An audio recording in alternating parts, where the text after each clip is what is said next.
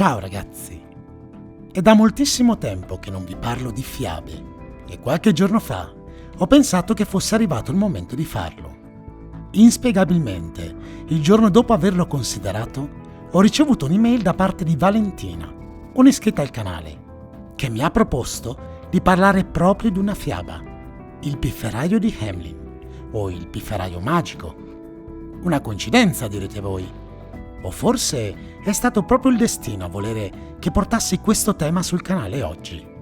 Tra l'altro, quello che sto per raccontarvi è un aspetto di questa fiaba che in pochissimi conoscono. Io stesso non ne avevo mai sentito parlare e sono proprio curioso di sapere se sarò in grado di sorprendervi. Ecco quindi il pifferaio di Hamelin, un oscuro mistero irrisolto. È probabile che conosciate tutti la storia del pifferaio magico, ma ve la racconterò di nuovo per rinfrescarvi la memoria. Hamelin, in Germania, era una città molto graziosa, ma aveva due grandi difetti. I suoi cittadini erano estremamente avari e le sue cantine erano piene di topi.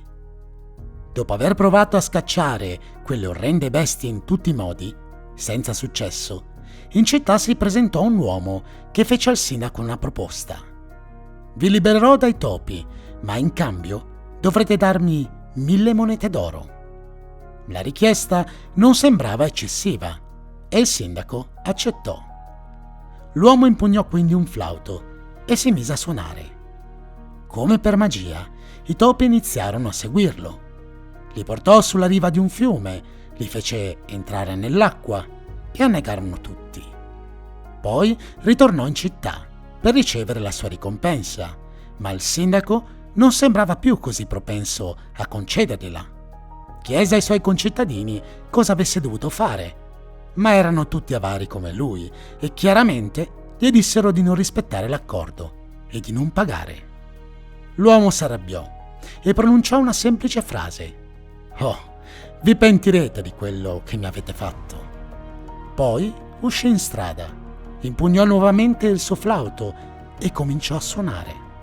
Questa volta non furono i topi a seguirlo, ma i bambini della città. Prima uno, poi due, poi tre, e ben presto una lunga fila di bambini camminava dietro di lui. Le grida disperate dei genitori, dicendogli di tornare indietro, non servivano a nulla. I bambini sembravano felici, cantavano insieme al suonatore e lo avrebbero seguito ovunque. Poi i genitori si stancarono di corrergli dietro e iniziarono a perderli di vista. E il suonatore li condusse verso una grande montagna che si trovava alle spalle della città. Al suono del piffero, di fronte a loro, nella roccia, si aprì una fenditura ed entrarono tutti dentro. Poi la stessa si richiuse ermeticamente dopo l'ultimo della fila. Di quei bambini non si seppe più nulla. In un'altra versione della fiaba, invece, il pifferaio ritorna a Hamelin con i piccoli, dicendo al sindaco e ai cittadini di poterli riavere indietro solo promettendo da quel momento di essere sempre onesti e di rispettare gli impegni presi. I cittadini imparano la lezione, pagano al pifferaio magico il prezzo dovuto e possono riabbracciare finalmente i loro bambini. Ma questo nuovo finale della storia è solo un modo per rendere il racconto adatto a un pubblico infantile, meno traumatizzante in un certo senso. Quindi la versione che dobbiamo prendere in considerazione è proprio quella in cui i bimbi non tornano a casa. E se questa vicenda non fosse un semplice racconto di fantasia, se si basasse su dei fatti reali, beh, in effetti ci sono dei buoni motivi per crederlo, e adesso li vedremo. Il problema però è che nessuno è mai riuscito a stabilire con certezza quali siano i fatti storici che hanno davvero ispirato il racconto del pifferaio magico. Ed è qui che dobbiamo iniziare a investigare il mistero. Iniziamo spiegando perché si crede che la storia si ispiri a un fatto realmente accaduto. Nella città di Hameln, in Germania, in una via del centro storico, apposta al muro di una casa, è presente una strana iscrizione, che recita così: Anno 1284. Nel giorno di San Giovanni e Paolo, il 26 giugno, un pifferaio con abiti variopinti ha adescato 130 bambini nati in questa città, che sono scomparsi al Calvario del Koppen. Nel museo cittadino, poi, è presente una vetrata della chiesa che, un tempo, si trovava nella piazza del mercato, e su di essa si vede l'immagine del pifferaio e dei bambini di Hameln. Se non si trattasse di un fatto realmente accaduto, un fatto storico, non sarebbe mai stato raffigurato sulla vetrata di una chiesa, dove vengono commemorate le storie dei santi, per esempio.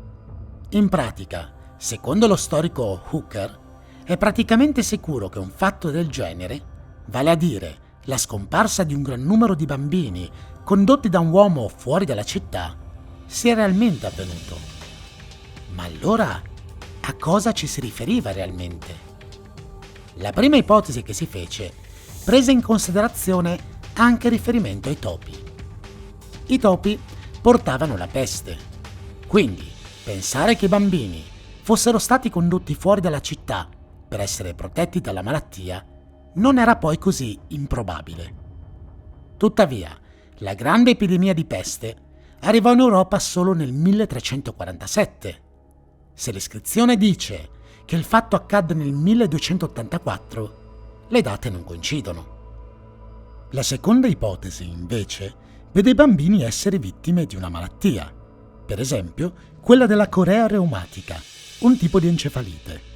Una caratteristica di questa patologia è quella di creare degli spasmi, cosa che potrebbe essere ricondotta all'idea che nella fiaba i bambini danzino dietro al pifferaio magico.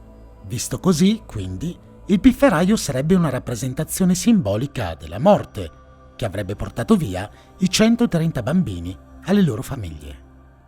La terza ipotesi, invece, parla di una crociata dei fanciulli, o una sorta di campagna militare. In quest'ottica, il pifferaio magico sarebbe un reclutatore alla ricerca di nuove leve. Un'altra possibilità è quella che l'iscrizione faccia riferimento ad una migrazione in massa verso l'Europa dell'Est.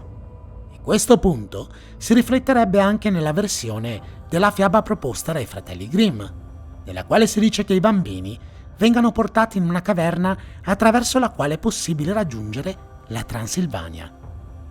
Ma è l'ultima ipotesi, quella dai toni più oscuri, è quella che in un certo senso vi farà correre un brivido lungo la schiena. Nella favola dei Grimm si dice che il pifferaio conduca i bambini verso una montagna dal nome Koppenberg. Una montagna chiamata così, in realtà, non esiste. Tuttavia, in un documento del 1013, la località di Koppenbrugge viene chiamata Cobbenberg e la stessa si trova a soli 15 km a est di Hameln. Proprio lì esiste una catena rocciosa di nome It, sulla cui cima si trova la Teufelsküche, la cucina del diavolo, una formazione rocciosa che potrebbe benissimo ricordare quella di cui si parla nella favola. Si dice che in quel luogo venissero celebrati riti pagani, rituali diabolici. Durante le cerimonie venivano suonati flauti, quindi erano sicuramente presenti dei pifferai.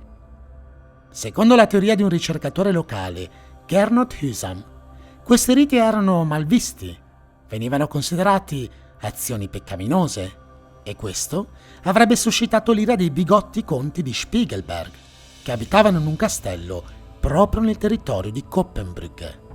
Sarebbero stati loro ad inviare alla città di Hameln un finto pifferaio, che avrebbe attratto numerosi ragazzi sul monte It, con la scusa di farli partecipare ad uno dei rituali o a una festa, ma sarebbe stata una semplice trappola.